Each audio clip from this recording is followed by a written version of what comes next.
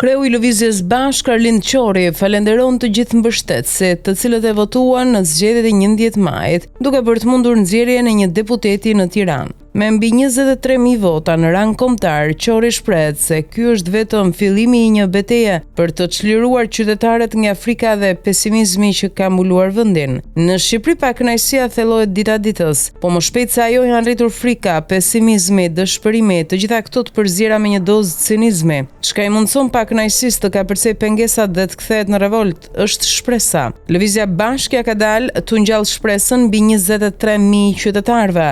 Vazhdon numrimi i votave të diasporës dhe të zgjedh një deputet në Kuvendin e Shqipërisë. Në vetvete nuk janë shumë, në kushtet ku Ferra ka marrur ratën nuk janë pak. Me vullnet të hekurt për të luftuar, kërkuar, gjetur kurse si të dorëzuar, shkruan poeti Tennyson. Përfundon reagimin e tij të parë Arlind Qori me anë të një postimi në Facebook. Ky është reagimi i parë zyrtar i Lëvizjes Bashk pas marrjes së këtij mandati, edhe pse procesi i numërimit të votave për diasporën vijon ende. Sipas listës, i takon Redi Muçit, i pari në listën e Tiranës për të hyrë në parlament. Nuk dihet nëse do të arrihet një kompromis mes tij dhe kryetarit Lëvizjes Bashk Arlind Qori në mënyrë që të jetë ky fundit në parlament, megjithatë, me sa ka deklaruar tashmë publikisht, Qori nuk do ta marrë këtë mandat dhe atë do ta përfundojë 4 vite vetë Redi Muçi.